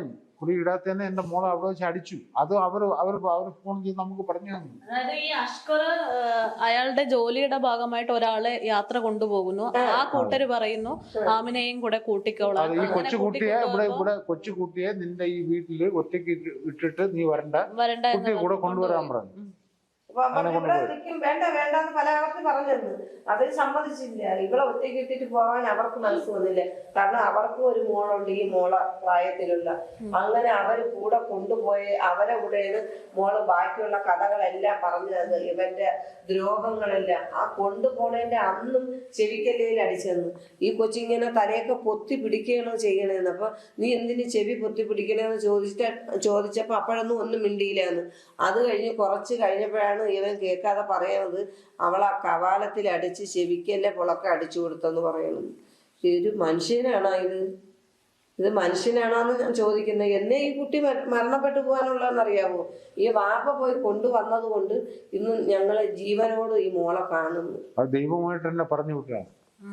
ഞാൻ പറഞ്ഞില്ലേ, ഞാൻ നമസ്കരിച്ചു അതുകൊണ്ട് ഞാനൊരു കാര്യം എനിക്ക് പറയാം. തോന്നി, എന്റെ മനസ്സിൽ തോന്നി. ഈ അനു എന്ന് പറയുന്ന ഈ ഡാൻസുകാരിയെയും അവന്റെ ഉമ്മ എന്ന് പറയുന്ന ആ സ്ത്രീയെയും അവന്റെ സഹോദരിയെയും രംഗത്ത് കൊണ്ടുവന്നിരിക്കണം. കാരണം ഇവര് പല കളവുകളും പറഞ്ഞ് വിശ്വസിപ്പിക്കാൻ ഇവരെ 3 പേരെയും പോയിട്ട് വേറെ ആരും കാണൂല ഈ ലോകത്ത്. ഈ മരണപ്പെട്ട കുട്ടിയുടെ അമ്മയെ ഇവനെ പരിചയപ്പെടുത്തി കൊടുക്കുന്നത് ഈ എവളാണ്, അനു എന്ന് പറയുന്ന ഡാൻസുകാരെയാണ്. ഇവർ കൂടെ അവിടെ ചില്ലുകയും ചെയ്യുന്നു വീട്ടിൽ. അതുകൊണ്ട് നമുക്ക് ഇതൊന്നേ പറയാനുള്ളൂ, നിയമത്തിന്റെ മുമ്പിൽ ഇവരെ 4 പേരെയും കൊണ്ട് ഈ അഷ്കറിന്റെ ഉമ്മ, അഷ്കറിന്റെ സഹോദരി, ഈ ഡാൻസുകാരി എന്ന് പറയുന്ന അനു, ഇവളെ മുമ്പേ കൊണ്ടുവരണം. ഇവളുമാർക്ക് നല്ല പെടല് കൊടുത്ത് ചോദിച്ചാൽ മാത്രമേ സത്യങ്ങളെല്ലാം അറിയുള്ളൂ. അല്ലാതെ ഇവര് പറയുന്നത് ഇനിയും വിശ്വസിച്ചിരുന്നാല് ഇനി ഇതുപോലെ പല പല പെൺകുട്ടികൾ ഈ ലോകത്ത് നിന്ന് തന്നെ പോകും. എനിക്ക് അത്ര മാത്രമേ പറയാനുള്ളൂ. അമ്മ എത്താൻ വന്ന് സംസാരിച്ചായിരുന്നോ ഇവര് തമ്മിലുള്ള വിവാഹമോചനം വേണം എന്നുള്ള രീതിയിൽ എന്തെങ്കിലും ആവശ്യമുണ്ട്? ഞങ്ങൾ കണ്ടിട്ടില്ല. ഇപ്പൊ ഈ കുട്ടി മരിച്ച സമയത്ത് ഈ സ്ത്രീയെ കാണുന്നതാണ്. ഈ അഖില എന്ന് പറയുന്ന ആ കുട്ടിയുടെ അമ്മേ, അവളെ കുട്ടിയെന്ന് പറയാക്കൂല, ദുഷ്ടത്തീരെ അമ്മേ. എപ്പോഴാണ് നമ്മൾ ചാനലിലാണ് കാണുന്നത്. കാരണം ഞങ്ങൾ ഹോസ്പിറ്റലിലല്ലേ, അവിടെ വെച്ചാണ് കാണുന്നത്. ഈ ചാനലില് കാണുന്നത് ഞങ്ങൾ അപ്പോഴാണ്. നമുക്ക് ഇവരെയൊന്നും അറിഞ്ഞൂടല്ലോ, നമ്മളങ്ങനെ ആരുമായിട്ട് ബന്ധപ്പെടാൻ പോകുന്നില്ലല്ലോ. നമുക്ക് ഇവരെ നല്ലതുപോലെ ഇരിക്കുന്ന സമയത്ത് നമ്മൾ ഇങ്ങനെയുള്ള ആരോട് നമ്മൾ ഒന്നിനും പോകൂല. അന്നും പോകൂല, ഇന്നും പോകൂല. നമുക്ക് നമ്മളേതായ ഒരു ഇതുണ്ട്. എന്താണ്,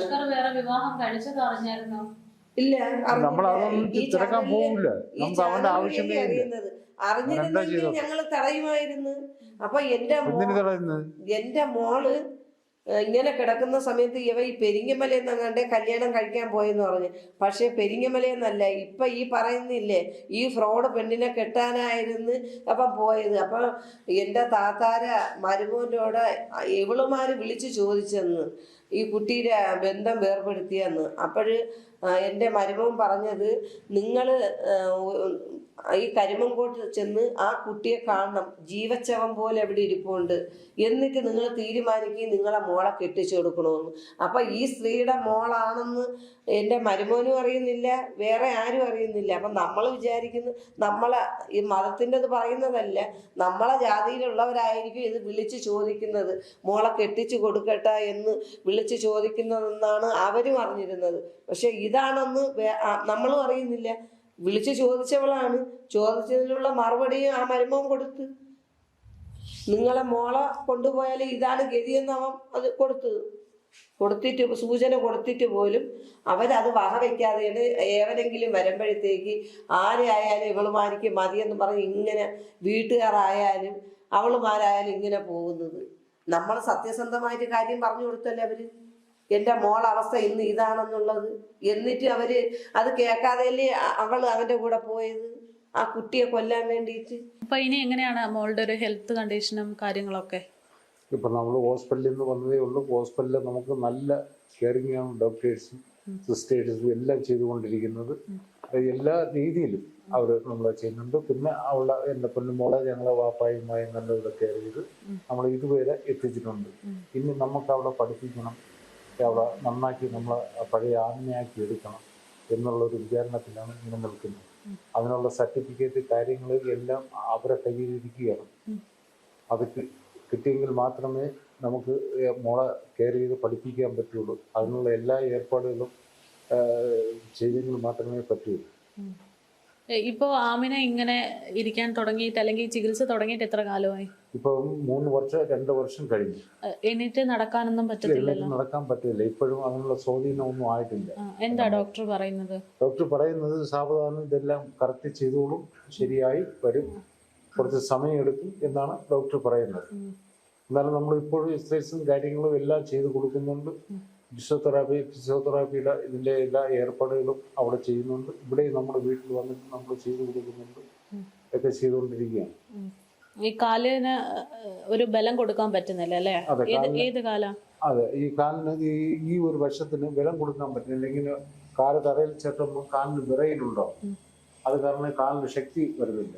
എന്തായാലും നമ്മൾ പറഞ്ഞിട്ടും തീരാത്ത ഒരുപാട് കാര്യങ്ങളാണ് ഈ കേട്ടുകൊണ്ടിരിക്കുന്നത്. അഷ്കറിന്റെ ക്രൂരതകൾ, ഇത്രയൊക്കെ പ്രതിസന്ധികൾ ഉണ്ടെങ്കിലും മകളെ തിരിച്ച് ജീവിതത്തിലേക്ക് കൊണ്ടുവന്ന് വിദ്യാഭ്യാസം കൊടുത്ത് പുതിയൊരു ജീവിതം, അതാണ് ഈ ഒരു കുടുംബത്തിന്റെ ഏറ്റവും വലിയ ഇനി മുന്നോട്ടുള്ള ഒരു പ്രധാനപ്പെട്ട ചുവടുവെപ്പ് എന്ന് പറയുന്നത്, അല്ലേ അമ്മ?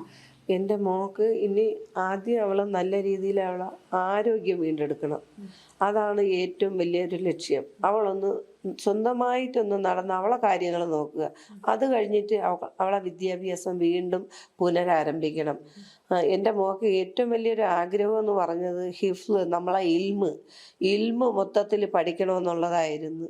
പക്ഷെ അതിന് ഒരു എന്തോ തടസ്സമാണെന്ന് എനിക്ക് ചോദിച്ചാൽ അറിഞ്ഞൂടാ. അതുകൊണ്ടാണോ എന്തോ റബ്ബിൻ്റെ പരീക്ഷണം ഇങ്ങനെയാണെന്ന് ഞാൻ എപ്പോഴും ചിന്തിച്ചു പോകുന്നുണ്ട്. അപ്പോൾ എൻ്റെ മോള് നല്ല രീതിയിൽ പൂർണ്ണ ആരോഗ്യസ്ഥിതിയിൽ വന്നു കഴിഞ്ഞാൽ ആദ്യം ചെയ്യുന്നത് എൻ്റെ മോളെ ഹിഫ്ള് പഠിപ്പിക്കുക എന്നുള്ളതാണ്. അത് കഴിഞ്ഞിട്ട് അവൾക്ക് നല്ലൊരു ജീവിതം, എല്ലാം അറിഞ്ഞുകൊണ്ട് വരുന്ന ഒരു പയ്യൻ, എല്ലാ കാര്യവും അറിയുന്ന ഒരു വ്യക്തിയായിരിക്കണം എൻ്റെ മോളെ ജീവിതത്തിൽ ഇനി വരാൻ. നമുക്ക് പണവും പ്രതാപവും ഒന്നുമല്ല, സന്തോഷമായുള്ളൊരു ജീവിതമാണ് എൻ്റെ മോക്ക് വേണ്ടത്. ആദ്യം അവളെ പൂർണ്ണമായ ആരോഗ്യം വീണ്ടെടുക്കട്ടെ, ആ ഒരു ലക്ഷ്യം മാത്രമേ ഉള്ളൂ. അല്ലാതെ നമുക്ക് ഇപ്പം ഒരു പ്രതീക്ഷകളൊന്നുമില്ല, മോള് അങ്ങനെ വലിയ ആളാവണോ എന്നൊന്നും ഞങ്ങൾക്ക് ഒരു പ്രതീക്ഷയില്ല. പ്രതീക്ഷകളുണ്ടായിരുന്നു, 2 മക്കളിലും നല്ല പ്രതീക്ഷയുണ്ടായിരുന്നു. പക്ഷെ അതെല്ലാം ഒരു നിമിഷം കൊണ്ട്. നമ്മൾ ആമിനയുടെ അവസ്ഥകൾ ഈ പറയുന്നത് പോലെ വീൽ ചെയറിലാണ്, സംസാരിക്കാനുള്ള ബുദ്ധിമുട്ടുണ്ട്, ഇതൊക്കെ തരണം ചെയ്തുകൊണ്ടിരിക്കുകയാണെന്നൊക്കെ നമ്മൾ കണ്ടു. പക്ഷേ ഉമ്മ, ഞങ്ങൾ ഈ വീട്ടിൽ വരുമ്പോൾ ഈ കേട്ട കാര്യങ്ങളൊന്നുമല്ല, ഈ ഒരു കുഞ്ഞു വീട്ടിലാണ് താമസം എന്നൊക്കെ മനസ്സിലാകുന്നു. എങ്ങനെയാണ് അപ്പോൾ ചികിത്സയുടെ കാര്യങ്ങളൊക്കെ പോകുന്നത്? ചികിത്സയുടെ കാര്യം വലിയ ബുദ്ധിമുട്ട്. കാരണം നമുക്ക് തണലെന്നൊരു സംഘടന നമ്മളെ ജമാഅത്തിൻ്റെ ഇതിലുണ്ട്. അവരാണ് നമുക്ക് വണ്ടി വിട്ടു തരുന്നതും പിന്നെ ഞങ്ങൾ മരുന്നൊക്കെ വാങ്ങിച്ചിട്ട് ബില്ലുകൾ കൊടുക്കും. അപ്പോൾ അവർ വീണ്ടും നമുക്ക് പൈസ അയച്ചു തരുമ്പോഴാണ് മരുന്ന് വാങ്ങിക്കുന്നത്. ഭക്ഷണത്തിനൊക്കെ നമ്മൾ എന്ത് പറയാനാണ്, അതൊക്കെ പറയുമ്പോൾ തന്നെ നമുക്ക് വല്ലാത്ത വേദനയുണ്ട്. ഇതാണ് ആമിനയുടെ റൂം എന്നുവെച്ചാൽ ഇത് ഹോസ്പിറ്റൽ ബെഡുണ്ട്, ഇതാണ്ട് ഇതെല്ലാം ഇവക്ക് വേണ്ടിയിട്ടുള്ളതാണ്. ഇത് ഈ ഡൈപ്പർ തന്നെ ദിവസം ഒരു സെറ്റ് വേണം ഡൈപ്പർ. പിന്നെ ഈ അണ്ടർപേഡ് ബെഡിൽ വിരിക്കുന്നതാണ്. പിന്നെ ഇത് ഇവക്ക് യൂറിൻ പാസ് ചെയ്യാനുള്ളതും പിന്നെ 1-2 പോകാനുള്ള സാധനമാണ്. പിന്നെ ഇത് റെക്യൂസമി മിഷനുണ്ട്, നെബുലൈസേഷനുണ്ട്, പിന്നെ പനി എല്ലാം ഉണ്ട്. എല്ലാം ഇതിൻ്റെ അടിയിലൊക്കെ വെച്ചിരിക്കുകയാണ്. അപ്പം ഇതൊക്കെ നമുക്ക് ഓരോരുത്തർ സഹായിച്ചതാണ്. ഈ പറയുന്നത് പോലെ ദിവസ വേതനത്തിന് ജോലി ചെയ്തവരാണല്ലോ രണ്ടുപേരും. ഞാനൊരു സൂപ്പർ മാർക്കറ്റിൽ ജോലിയായിരുന്നു. എന്ന് വെച്ചാൽ ഈ 2 മക്കളെ നമുക്ക് വളർത്തി വലുതാക്കണം. വാപ്പാക്കാണെങ്കിൽ സുഖമില്ല, കാലിലൊക്കെ നീരാണ്. വാപ്പ സെക്യൂരിറ്റി പണിക്കൊക്കെ പോയിക്കൊണ്ടിരുന്നപ്പോഴും വീണ്ടും കാലിനൊക്കെ നീരായി, കിഡ്നിക്ക് ചെറിയ പ്രശ്നങ്ങളൊക്കെ ഉണ്ട്. അങ്ങനെ വന്നപ്പോൾ എനിക്ക് ആരോഗ്യ പ്രശ്നങ്ങളുണ്ടെങ്കിലും ഞാൻ അതെല്ലാം മാറ്റി വെച്ചിട്ട് നമ്മളെ ഈ 2 മക്കളെയും വളർത്തി അവരെ നല്ലൊരു നിലയിൽ എത്തിക്കണം എന്നുള്ള ഒരു അതേ എൻ്റെ മനസ്സിലുള്ളായിരുന്നു. നമ്മളെ മക്കളെ ജീവിതം നല്ലതാക്കുക, നമ്മളെ ആരോഗ്യമൊക്കെ മാറ്റി വെച്ചിട്ടാണ് അതിന് വേണ്ടിയിട്ട് ഞങ്ങൾ പോരാടിക്കൊണ്ടിരുന്നത്. പക്ഷെ ആ സമയത്താണ് ഇതെല്ലാം അപ്രതീക്ഷിതമായി സംഭവിച്ചത്. അതുകൊണ്ട് എല്ലാം തകർന്നു പോയി. എനിക്ക് ജോലിക്ക് പോകാൻ പറ്റുന്നില്ല. വാപ്പാക്ക് എന്തെങ്കിലും ജോലിക്ക് പോകാമെന്ന് വെച്ചാൽ പറ്റൂല. കാല് 2 നിങ്ങൾ കണ്ടു കാണുമല്ല. ഇതാണ് ഞങ്ങളെ ജീവിതാവസ്ഥ. ആ സ്ത്രീ തന്നെ പറയുന്നത്, നമ്മൾ ചാനലിലും നമ്മൾ പത്രത്തിലുമൊക്കെ പറഞ്ഞ് പൈസകൾ എങ്ങനെ വാങ്ങിക്കുന്നത്, ഇവിടെ വന്ന് കാണുന്നവർക്ക് അതിൻ്റെ ആ ബുദ്ധിമുട്ടും ആ വിഷമവും അറിയാവും. ഞങ്ങൾ എങ്ങനെയാണ് ഈ കുട്ടിയെ തരണം ചെയ്ത് കൊണ്ടുപോകുന്നത്. നമ്മൾ ജോലിക്ക് പോയിരുന്നെങ്കിൽ നമുക്ക് ഇന്നതൊരു വിഷമം ഉണ്ടാവില്ല. എനിക്കിതിന് ഏറ്റവും വലിയൊരു വിഷമമാണ്. കാരണം നമ്മളിങ്ങനെയല്ല ജീവിച്ചിരുന്നത്. നമ്മൾ കൂലിവേലക്കാരാണെങ്കിൽ നമ്മൾ ജോലി ചെയ്ത് കൊണ്ടുവന്നാണ് നമ്മളെ ജീവിതം നമ്മൾ മുന്നോട്ട് കൊണ്ടുപോയ. ഇതിൽ എനിക്ക് ഏറ്റവും വലിയൊരു വേദനയും വിഷമവും ഉണ്ട്. വിഷമവും മനസ്സിനെ വല്ലാതെ അലട്ടുന്നതുമുണ്ട്. മറ്റുള്ളവരെ സഹായത്തിലുള്ളൊരു ജീവിതം നമ്മൾ പറഞ്ഞ് അവരോട് പറയുമ്പോൾ നമുക്ക് അതിൻ്റെതായ ഒരു മനപ്രയാസവും ഉണ്ട്. എന്ത് പറയാൻ, നമ്മൾ ജോലിക്ക് പോകുന്നില്ലല്ലോ. ജോലിക്ക് പോയെങ്കിൽ നമുക്ക് ഇത്രയും ഒരു വിഷമം ഉണ്ടാവില്ല. ഇനി എത്ര കാലം കഴിഞ്ഞാലാണ് എനിക്ക് ജോലിക്ക് ഇറങ്ങാൻ. നമ്മളും ദിവസം ചെല്ലും തോറും നമുക്കൊരു വർഷമാകുമ്പോൾ നമുക്കൊരു വയസ്സ് കൂടിയല്ലേ വരുന്നത്. നമ്മുടെ ആരോഗ്യം നഷ്ടപ്പെട്ടല്ലേ വരുന്നത്. ഇപ്പം തന്നെ ഈ 2 വർഷം കൊണ്ട് നമ്മൾ ഈ മോളെ എടുക്കുകയും പിടിക്കുകയും ചെയ്ത് നമ്മളെ ആരോഗ്യത്തിന് തന്നെ വലിയ പ്രശ്നങ്ങളുണ്ട്. അതെല്ലാം ഞാൻ മാറ്റി വയ്ക്കുകയാണ്. കാരണം ഈ മോളാണ് ഞങ്ങളെ ലക്ഷ്യം. അവളൊന്ന് നടക്കുക, അവളൊന്ന് നല്ലതുപോലെ സംസാരിക്കുക, അവളെ സ്വന്തം കാര്യമെങ്കിലും നോക്കിയാൽ മതി. അത്രയേ ഉള്ളൂ. നമ്മൾ രണ്ടുപേരും ജീവിച്ചിരിക്കുന്ന കാലത്ത് എൻ്റെ ഈ മോള് നല്ല രീതിയിലായില്ലെങ്കിൽ നമുക്ക് മരണത്തെക്കുറിച്ചൊന്നും നമുക്കൊന്നും പറയാൻ പറ്റൂല. എപ്പോഴാണ് നമ്മുടെ ആരെ ആയാലും മരണം എപ്പോഴും നമുക്ക് പറയാൻ പറ്റൂല. ആ ഒരു വേദനയുണ്ട്. നമ്മളിന്ന് ഇല്ലാതെ വന്നാൽ ഈ കുട്ടിയുടെ അവസ്ഥ നാളെ എന്തായി തീരും എന്നൊരു മനപ്രയാസത്തിലാണ് ഇന്ന് നമ്മളെ ജീവിതം. ഈ പറയുന്നത് പോലെ ആമിനയുടെ തിരിച്ചു വരവ് എന്ന് പറയുമ്പോൾ സാമ്പത്തികപരമായിട്ടും അത് പ്രധാനപ്പെട്ട ഒരു ഘടകം തന്നെയാണ്. അപ്പോൾ മലയാളികളാണ് ഈ ഇത്തരത്തിലുള്ള സാഹചര്യത്തിൽ കൂടെ നിൽക്കുന്നവരാണ് എന്ന് അറിയാം. അതുകൊണ്ട് പറയുകയാണ്, ഇവർക്കൊരു സഹായം എന്നുള്ള രീതിയിൽ എന്തെങ്കിലും ചെയ്യാൻ പറ്റുമെങ്കിൽ അതുകൂടെ നിങ്ങളുടെ പരിഗണനയിലേക്ക് ഉൾപ്പെടുത്തുക, നിങ്ങളുടെ പ്രാർത്ഥനയിൽ ഉൾപ്പെടുത്തുക എന്നുള്ളതാണ്. അച്ഛൻ എന്തെങ്കിലും പറയാനുണ്ടോ അച്ഛാ? നമ്മളുടെ ഇപ്പോഴത്തെ MLA സുധീർഷ, അദ്ദേഹം MLA ആവുന്നതിന് മുമ്പ് നമുക്ക് ഒരുപാട് സഹായങ്ങൾ അദ്ദേഹത്തിൻ്റെ പാർട്ടിയുടെ അവരുമായിട്ട് വന്ന് കൊച്ചിൻ്റെ ബിരിയാണി ചലഞ്ച് കൊണ്ട് നമുക്ക് 1 ലക്ഷത്തിന് പുറത്ത് രൂപയോളം മോളെ ചികിത്സയ്ക്കൊക്കെ തന്ന് സഹായിച്ച വ്യക്തിയാണ് MLA സുധീർഷ. അവരൊക്കെ കൂടെ ഓർക്കുന്നുണ്ട്, അവരെ എപ്പോഴും ഓർക്കുന്നുണ്ട്. അവരെല്ലാം വളരെ സന്തോഷത്തോടുകൂടി നമുക്ക് എല്ലാം ഒരുപാട് ഉപകാരങ്ങൾ ചെയ്തു. ഇനി അവർ നമ്മളോട് തന്നെ ഉണ്ടാവും എന്നുള്ളത്. പിന്നെ നമ്മൾ അടുത്തുള്ള അയലുമൊക്കെ തന്നെ നമ്മുടെ ഷെഹനാസ് നേരത്തെ മെമ്പറായിരുന്നു. അവരെല്ലാവരും നമ്മളെ സഹായിക്കുന്നു. എല്ലാവരും നമ്മളെ സഹായിക്കും. നമ്മളെ നാട്ടുകാരെല്ലാവരും നമ്മളെ സഹായിക്കും.